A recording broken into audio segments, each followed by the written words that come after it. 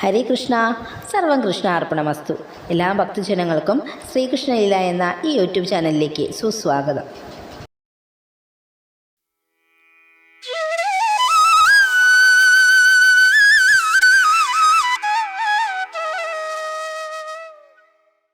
ഐശ്വര്യത്തിൻ്റെ പ്രതീകമായിട്ടാണ് നിലവിളക്ക് നമ്മൾ ഓരോരുത്തരും നമ്മുടെ വീടുകളിൽ തെളിയിക്കാറുള്ളത്. തിന്മയുടെ അന്ധതയിൽ നിന്ന് നന്മയുടെ വെളിച്ചത്തിലേക്ക് നയിക്കണമെന്ന പ്രാർത്ഥനയോടെയാണ് നാം നിലവിളക്ക് കൊളുത്തുന്നത് പോലും. വിളക്കിൻ്റെ അടിഭാഗം ബ്രഹ്മാവിനെയും തൻ്റെ മഹാവിഷ്ണുവിനെയും അതുപോലെ തന്നെ മുകൾ ഭാഗം ശിവഭഗവാനെയും പ്രതിനിധീകരിക്കുന്നു. നിലവിളക്കിൻ്റെ നാളം ലക്ഷ്മി ദേവിയെയും പ്രകാശം സരസ്വതി ദേവിയെയും ആ നാളത്തിലെ ചൂട് പാർവതി ദേവിയെയും സൂചിപ്പിക്കുന്നു. ചുരുക്കി പറഞ്ഞാൽ നമ്മുടെ നിലവിളക്ക് എന്ന് പറയുന്നത് ആ ഒരു സംഭവം എല്ലാ ദേവീദേവന്മാരും അധിവസിക്കുന്ന ഒരു വസ്തു തന്നെയാണ്. അതുകൊണ്ട് തന്നെ ശരീരവും മനസ്സും ശുദ്ധിയായിട്ട് വേണം നമ്മൾ നിലവിളക്ക് കൊളുത്തുവാനായി. അലങ്കാരപ്പണികളില്ലാത്ത സാദാ വിളക്കാണ് നിത്യേന കൊളുത്തുവാൻ അത്യുത്തമം. വിളക്കിൻ്റെ അശുദ്ധി കുടുംബത്തെ മുഴുവൻ ബാധിക്കുമെന്നതിനാൽ ദിവസവും കഴുകി മിനുക്കിയ ശേഷം മാത്രമാണ് നിലവിളക്ക് കൊളുത്തേണ്ടത്.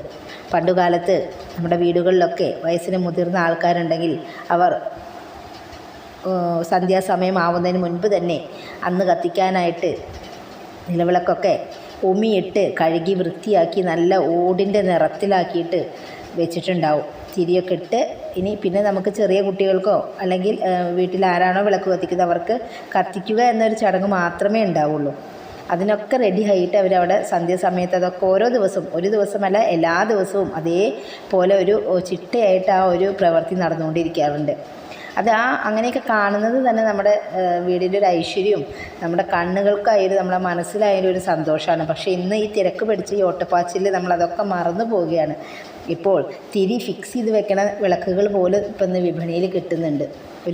ഒരു ചടങ്ങ് മാത്രമായിട്ട് ഇന്നിപ്പോൾ നമ്മുടെ ഹൈന്ദവരുടെ വീടുകളിൽ, എല്ലാ വീടുകളിലും അല്ല, ചില വീടുകളിലൊക്കെ ഒരു ഒരു ചടങ്ങ് അല്ലെങ്കിൽ ഒരു കൃത്യനിർവഹണം മാത്രമായിട്ട് ഇന്ന് നിലവിളക്ക് കൊളുത്തിൽ ആയിക്കൊണ്ടിരിക്കണ ഒരു കാലഘട്ടത്തിലേക്കാണ് നമ്മൾ പോയിക്കൊണ്ടിരിക്കുന്നത്.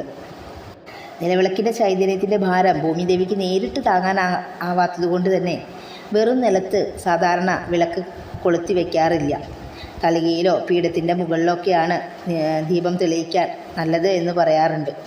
നിലവിളക്കിൻ്റെ മുന്നിൽ ഓടുകൊണ്ടുള്ള കിണ്ടിയിൽ ശുദ്ധജലവും പുഷ്പങ്ങളും ചന്ദനത്തിരിയൊക്കെ വയ്ക്കുന്നത് അതിശ്രേഷ്ഠമാണ്.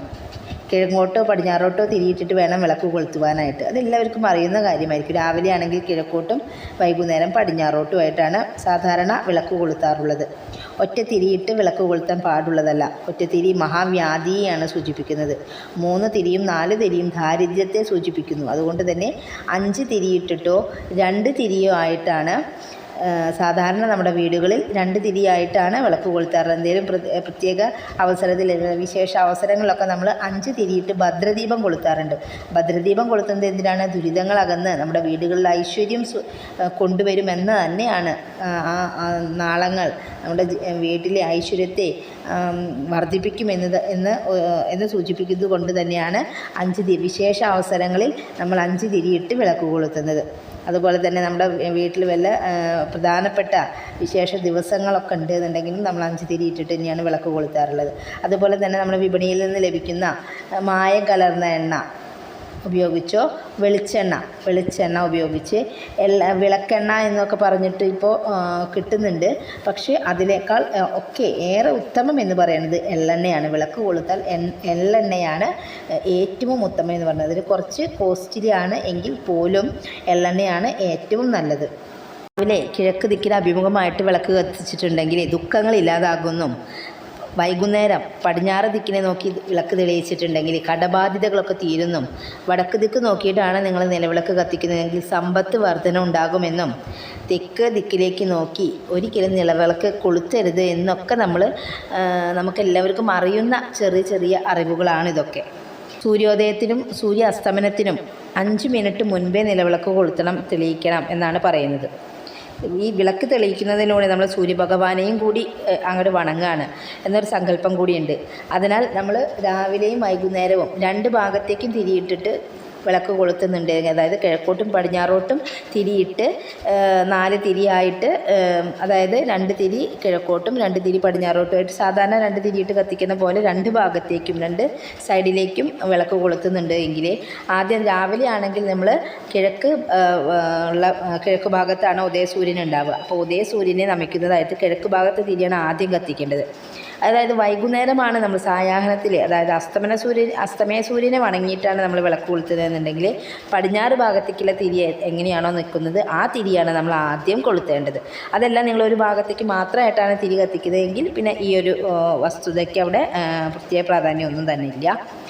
പിന്നെ വീട്ടിലുള്ള വയസ്സിന് മുതിർന്ന ആൾക്കാർ ആരാണോ അവരാണ് വിളക്ക് കൊളുത്തേണ്ടത് എന്നാണ് പറയുന്നത്.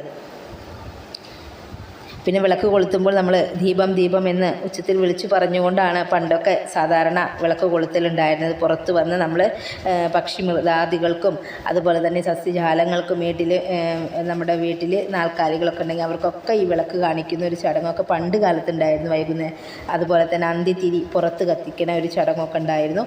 അതൊക്കെ ഉള്ളവരാണെന്നുണ്ടെങ്കിൽ അങ്ങനെ തന്നെ കത്തിക്കുക.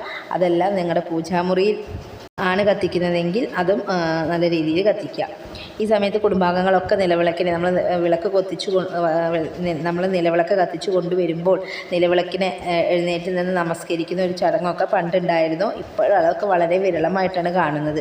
അതുപോലെ തന്നെ നമ്മൾ അടുക്കളയിൽ നിന്നാണ് വിളക്ക് കത്തിച്ചു കൊണ്ടുവരേണ്ടത്. നമ്മുടെ അടുക്കളയിൽ നിന്നാണ് നമ്മൾ വിളക്ക് കത്തിച്ചിട്ട് കൊണ്ടുവരേണ്ടത് എന്നും പണ്ടുള്ളവരൊക്കെ ചെയ്തിരുന്ന കാര്യമാണ് അതൊക്കെ. അതുപോലെ തന്നെ വിളക്ക് കൊളുത്തുമ്പോൾ നമ്മൾ ചൊല്ലേണ്ട ഒരു മന്ത്രമുണ്ടായിരുന്നു. ശിവം ഭവതു കല്യാണം ആയുരാരോഗ്യവർദ്ധനം മമതു ബുദ്ധിപ്രകാശായ ദീപജ്യോതിർ നമോസ്തുതേ എന്നൊക്കെ പറഞ്ഞിട്ടുള്ള വിളക്ക് കത്തിക്കുമ്പോൾ നമ്മൾ ചൊല്ലാവുന്ന ഒരു മന്ത്രമാണ് ഇതൊക്കെ. അതുപോലെ തന്നെ നിലവിളക്കിൻ്റെ സ്ഥാനം എവിടെയാണെന്നുള്ളത് ചോദിച്ചിട്ടുണ്ടെങ്കിൽ പൂജാമുറിയിലോ വീടിൻ്റെ ഉമ്മറത്തൊക്കെയാണ് നിലവിളക്ക് വെക്കേണ്ടത്. പിന്നെ വിളക്കിലെ എണ്ണ കത്തിത്തീരുന്ന വരെ നമ്മൾ വിളക്ക് കത്തിച്ച് വെക്കണം എന്നാണ് പറയുന്നത്. പക്ഷേ വിളക്ക് എന്താ പറയുക, കുറച്ച് നേരം കത്തിച്ചിട്ട് നമ്മൾ ഊതിക്കെടുത്താതെ കൈകൊണ്ട് അണക്കിയാണ് വേണ്ടത്. അതുകൂടാതെ പിന്നെ പുഷ്പം ഉപയോഗിച്ച് വിളക്ക് അണയ്ക്കുന്നതൊക്കെ വളരെ നല്ലതാണ്. ഊതിക്കെടുത്താൻ പാടില്ല. പിന്നെ നമ്മൾ എണ്ണ വറ്റുന്നത് വരെ എന്ന് പറഞ്ഞിട്ടുണ്ടെങ്കിൽ അത് പടതിരി കത്തി കരിയാവുന്ന വരെയല്ല പറയണത്. എണ്ണ ഏകദേശം തീരാറാവുന്ന സമയത്ത് തന്നെ നമ്മളത് കെടുത്തി വെക്കണം. അത് പടതിരി കത്തരുത് എന്നാണ് പറയുന്നത്. പടത്തിരി കത്തിയിട്ടുണ്ടെങ്കിൽ നമ്മുടെ കുടുംബത്തെ സമാധാനവും ഐശ്വര്യവും സന്തോഷവും ഒക്കെ അതേപോലെ തന്നെ കത്തി കരിഞ്ഞു എന്നാണ് പറയപ്പെടുന്നത്. ഭഗവാനെ ആരാധിക്കുവാനും അതുപോലെ തന്നെ നമ്മുടെ വീട്ടിലെ ഐശ്വര്യമൊക്കെ നിലനിർത്തുന്നതിന് വേണ്ടി വിളക്ക് തെളിയിക്കുന്നത് പറയുന്നത് വളരെ അത്യുത്തമമായിട്ടുള്ള കാര്യമാണ്. അപ്പോൾ അത് സാഹചര്യം കൊണ്ട് നിങ്ങൾക്ക് ഒരു നേരം ഒറ്റ കത്തിക്കാൻ പറ്റിയില്ല എന്നുണ്ടെങ്കിൽ പ്രത്യേകിച്ച് ബുദ്ധിമുട്ടുകളൊന്നും തന്നെ ഉണ്ടാവില്ല. പക്ഷെ അവിടെ ഒരു പോസിറ്റിവിറ്റി അല്ലെങ്കിൽ ഭഗവാന്റെ ഒരു കൃപാ കടാക്ഷം ആ വീട്ടിൽ നിലനിൽക്കണമെന്നുണ്ടെങ്കിൽ 2 നേരം ഇല്ലെങ്കിലും ഒരു നേരമെങ്കിലും നല്ല രീതിയിൽ വൃത്തിയും എടുപ്പൊക്കെ ആയിട്ട് ശുദ്ധിയോടുകൂടി ഭഗവാനെ വിളക്ക് കൊളുത്തി പ്രാർത്ഥിക്കുമ്പോൾ നമുക്ക് അതിൻ്റേതായ ഒരു ഉണർവും ഉന്മേഷവും ഊർജ്ജമൊക്കെ നമുക്കതിൽ നിന്ന് കിട്ടും.